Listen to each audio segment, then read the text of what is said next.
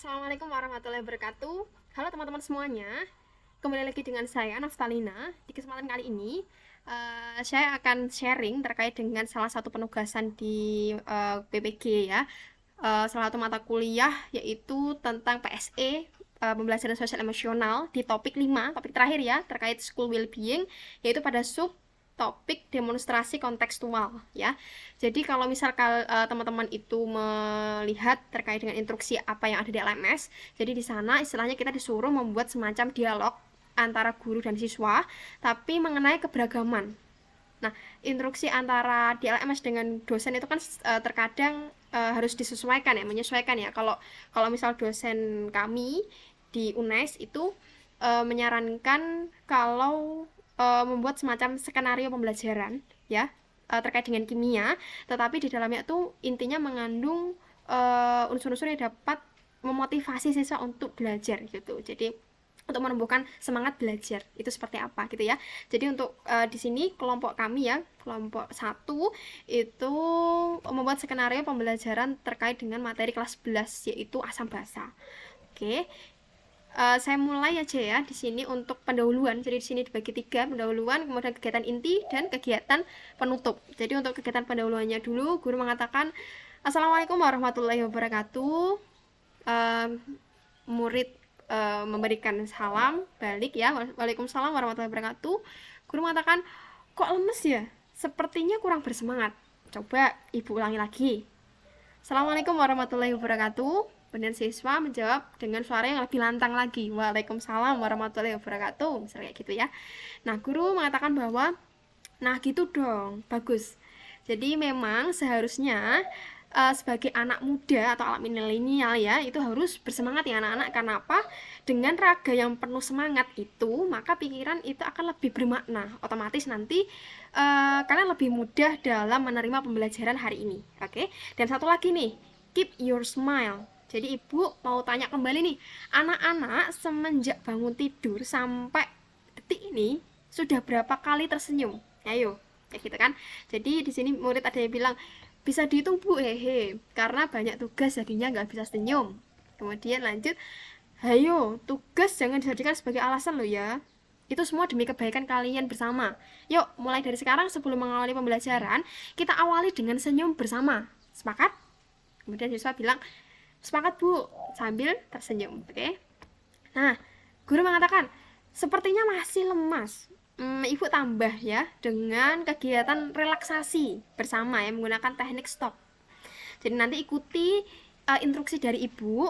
Jadi tarik nafas, kemudian keluarkan pelan-pelan sebanyak 3 kali. Nanti di hitungan tarik nafas ketiga, ketika membuang nafas ya, itu silahkan berikan senyuman bahagia kalian. Oke? Setuju ya? Kemudian siswa bilang, baik bu. Kemudian guru mulai untuk instruksi, yaitu yuk mulai tarik nafas, kemudian buang perlahan, yang pertama, kemudian yang kedua, tarik nafas lagi, keluarkan, kemudian yang ketiga, terakhir ya, ingat tarik nafas dulu, kemudian keluarkan, sambil berikan senyuman terbaik kalian. Yuk. Nah, siswa mengikuti instruksi dari guru dan tambah semangat kayak gitu. Kemudian di sini guru mengatakan, nah bagus, pertahankan semangat kalian ya anak-anak. Jadi kapanpun dan dimanapun itu penanaman sikap semangat itu harus terus dilaksanakan kayak gitu. Jadi baik, hari ini apakah ada yang tidak masuk? Kemudian siswa menjawab, tidak ada bu, nihil.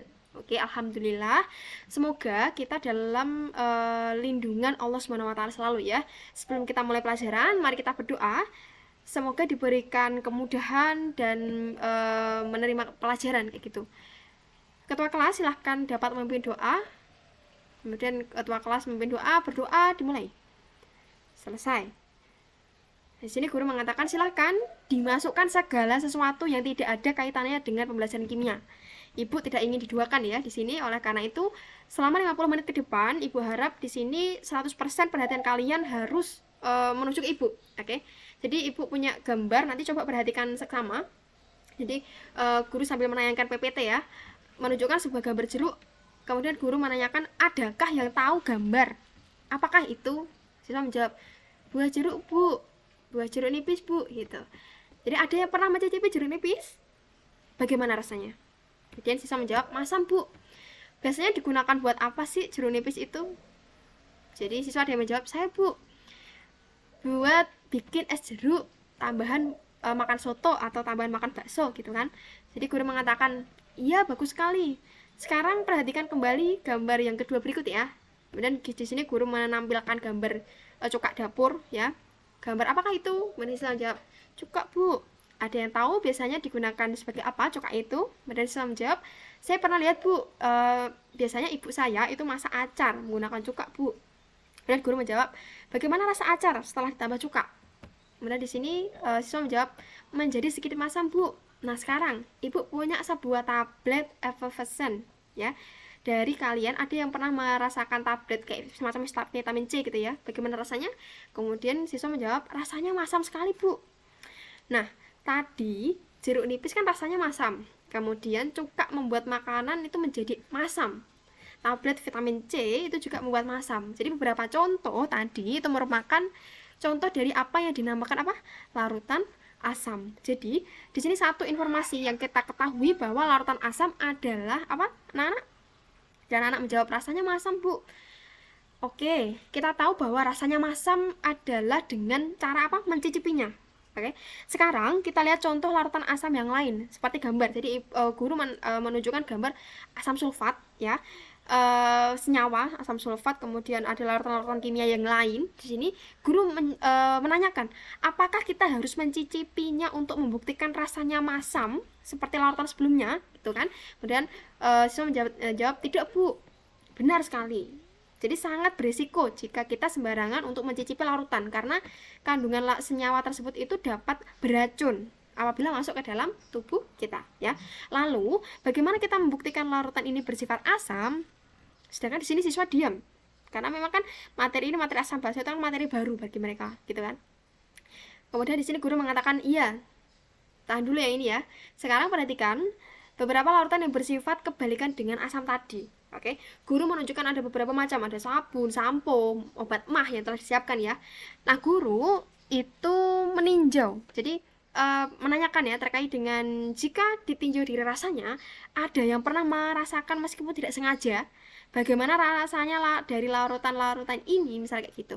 Jadi mungkin pas mandi ada yang tidak sengaja mulutnya kemasukan misal sabun kayak gitu kan, rasanya kan pahit tuh. Jadi si siswa di sini menjawab pahit Bu, getir kayak gitu. Jadi guru di sini menjelaskan lagi, mendalami lagi, jadi bilang contoh ini yang kita sebut sebagai larutan basa.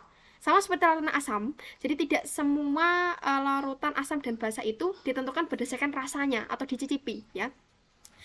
Kita menentukan sifatnya itu bisa dilihat dari yang namanya indikator asam basa. Intinya kayak gitu di sini ya. Nah, untuk memahami apa itu indikator asam basa, silahkan nanti berkumpul ya dengan kelompok yang sesuai dengan pembagian di minggu sebelumnya. Kemudian siswa bilang, baik Bu, sambil berkumpul dengan teman-teman yang lain satu kelompok. Oke. Kemudian guru di sini mengatakan, Ibu bagikan lembar kerja praktikum beserta handout untuk membantu kalian dalam melakukan praktikum.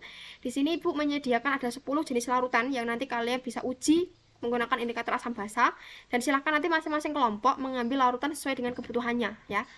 Silakan nanti dibaca handoutnya untuk membantu kalian dalam melakukan percobaan. Kegiatan intinya nih, kegiatan intinya di sini guru kan tadi siswa melakukan praktikum ya Mbak Tia selanjutnya. Kemudian guru berkeliling melakukan pembimbingan, barangkali nanti ada siswa yang masih belum paham atau mengalami kesulitan. Kemudian di sini guru mengatakan bahwa baik anak-anak, waktunya sudah habis. Silakan perhatikan lagi ke depan, dan sekarang kita akan lakukan diskusi kelas untuk mempresentasikan hasil percobaan yang telah kalian lakukan. Ada kelompok yang mau maju ke depan? Siswa mengatakan, kelompok 1 Bu, kayak gitu. Jadi guru mengatakan baik, kelompok 1 silahkan kalian maju. Yang kalian presentasikan itu adalah hasilnya saja ya, sedangkan cara kerja dan kesimpulannya tidak perlu.